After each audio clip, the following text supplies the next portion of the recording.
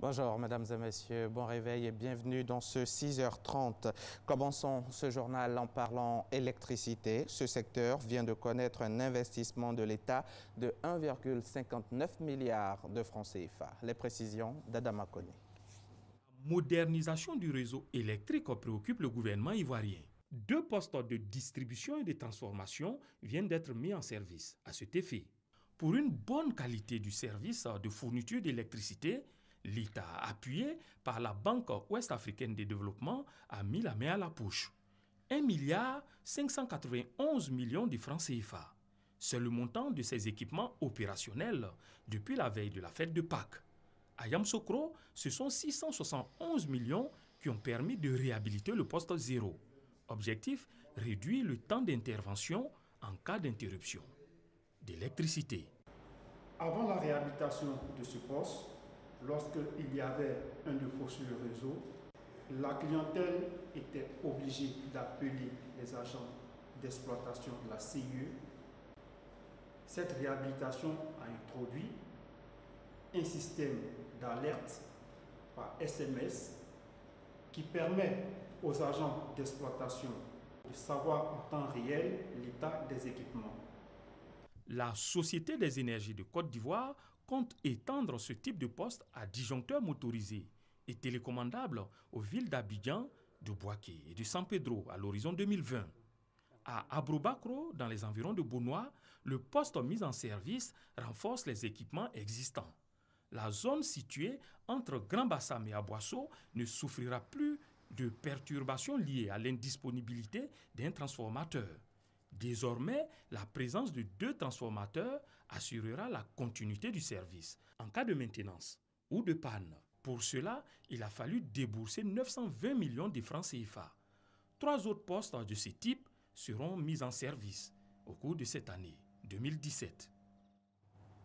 Le sel ou chlorure de sodium est indispensable à l'équilibre alimentaire et la dose de consommation recommandée par l'OMS par jour est de 5 grammes. Mais de nombreuses personnes en consomment 2 fois plus parce que mal utilisé pendant la préparation des mets. Consommé en excès, le sel est à la base de nombreuses maladies telles que l'hypertension artérielle, les accidents vasculaires cérébraux. En Côte d'Ivoire, plus de 30% de la population souffre d'hypertension. Comment donc utiliser le sel? Comment le consommer? Les réponses dans ce dossier signé Ami Sissoko. Marie est restauratrice. Aujourd'hui, au menu, sauce aubergine, foutou, riz, yassa. Et pour donner de la saveur à tous ces mets, Marie mise sur le sel ajouté en début de préparation. Je mets le sel au début pour que ça rentre dans les condiments, pour que ça soit doux. Si on ne met pas le sel au début, si on attend vers la fin pour mettre là, ça ne sera pas doux. Comment utiliser le sel dans la préparation des repas? La majorité des femmes procèdent de la même manière. Avant de mettre au feu, je mets le sel dedans avec une tomate. Quand je prépare ça, la cuisson de la sauce maintenant, je mets le sel. Impensable donc de cuisiner sans le sel, cet ingrédient de saveur. Le sel est obtenu soit par évaporation d'eau de mer retenue, soit par extraction dans les mines de sel germe. Le sel est nécessaire au bon fonctionnement de l'organisme, mais tous les sels ne sont pas bons pour la consommation. Le sel, on l'appelle chlorure de sodium. Il va aider le corps à pouvoir mieux gérer le liquide qui est en soi, dans le corps. Il va également aider nos muscles, il va aider notre cœur. Il va nous permettre de pouvoir même digérer certains aliments parce qu'il rentre dans la fabrication de certains aliments dans notre corps. Si vous prenez du sel qui n'a pas été bien entretenu, c'est laissé donc au marché. Ça n'a pas été protégé, c'est ouvert. Manger un sel non iodé expose à une carence en iode. L'iode aide à ne pas avoir le goitre. Lorsque une mère enceinte consomme l'iode va aider donc à la maturation du cerveau de l'enfant. Le sel ne se trouve pas que dans les plats cuisinés. Des médicaments, des mets industriels, du pain, de la charcuterie, des biscuits, des chips, entre autres, en contiennent.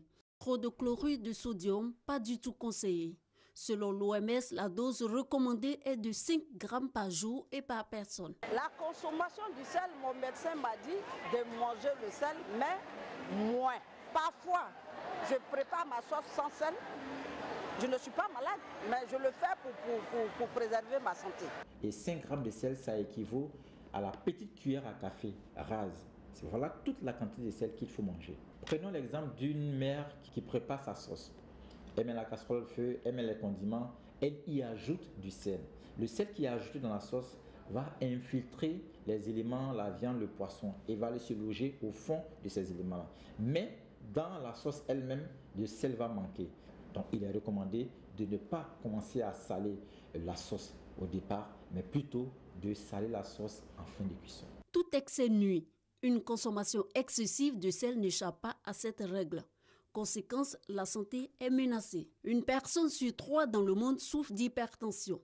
En Côte d'Ivoire, ce sont plus de 30% de personnes qui sont touchées par cette maladie. L'excès de sel est la cause de plus de 2 millions de décès chaque année au niveau mondial. Or, consommer juste une cuillère à café rase de sel par jour peut sauver des vies. Mon grand-père consommait le sel. Aujourd'hui, à cause de ce problème de santé, le médecin a dit d'arrêter de consommer le sel. Il a arrêté, aujourd'hui ça va. Le pari est lancé.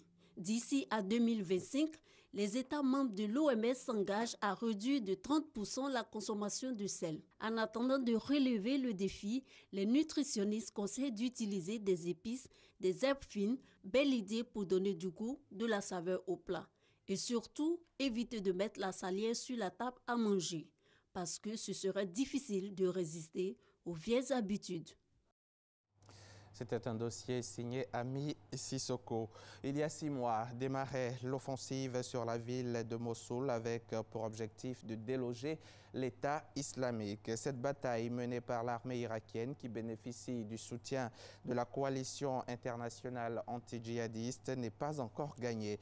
L'État islamique, quoique repoussé dans ses derniers retranchements, joue la carte de la résistance au vu de l'intérêt stratégique de la ville de Mossoul. Sylvie Touré. 5 000 soldats irakiens appuyés par 10 000 volontaires sunnites et 6 000 peshmerga kurdes. À leur côté, une coalition internationale emmenée par les États-Unis avec 5 000 soldats et 3 500 soldats de l'OTAN. Au total, environ 60 000 soldats à l'assaut des 5 000 djihadistes. Mais ce n'est pas gagné d'avance et ça ne l'est pas encore. Lancée le 17 octobre 2016, l'offensive sur Mossoul n'a jusque-là pas permis de libérer la deuxième ville irakienne de l'occupation de l'État islamique. Ceux qui combattent à Mossoul ne sont pas à leur premier fait d'armes. Il n'y a pas mieux des officiers supérieurs de l'armée de Saddam Hussein. Il y en a qui ont combattu avant-hier à Fallujah, hier à Ramadi et également sur le front syrien. Pour dire que la coalition en face d'elle est une force qui est équipée, qui est expérimentée, mais qui ne respecte pas aussi les conventions. Otages, boucliers humains, armes chimiques, mines antipersonnelles, le calife Abou Bakr el-Baghdadi et ses combattants de l'État islamique réinventent la guerre. Une guerre asymétrique qui déroge aux conventions en la matière, l'essentiel étant l'objectif, ne pas perdre Mossoul, siège du califat depuis juin 2014. À partir du moment où c'est à Mossoul que le califat a été déclaré, il va sans dire que Mossoul constitue le centre de gravité qui abrite donc l'état-major de l'État islamique. Donc Mossoul apporte un appui stratégique, un appui tactique, un appui opérationnel à toute la bande de l'État islamique qui se trouve en Syrie, et principalement dans la ville de Raqqa. Mais le véritable frein pour la coalition demeure la question humanitaire. Comment libérer la ville de Mossoul et faire le moins de victimes civiles? Voilà qui ralentit l'avancée de la coalition, obligée d'opérer quartier par quartier, zone par zone. L'offensive porte néanmoins ses fruits selon les autorités irakiennes. Mossoul n'est pas une forteresse imprenable. Avant-hier, on a cru que Fallujah était une forteresse imprenable. Fallujah a été vaincu. Hier, on a cru que Ramadi était une forteresse imprenable. Ramadi a été vaincu. Aujourd'hui, c'est Mossoul. Et le grand enjeu, c'est la deuxième ville de la ville de l'Irak, avec environ 750 000 civils encore retenus contre leur gré, comme un bouclier humain. Alors la stratégie militaire qui serait mise en place, peut-être, ce serait d'ouvrir des portes, de sorte à déstabiliser les combattants, les effectifs des combattants de l'État islamique, en permettant à ceux qui le souhaitent de sortir de Mossoul. Chasser l'État islamique de Mossoul, une exigence pour la paix en Irak, mais aussi en Syrie. L'organisation est à cheval entre les deux pays.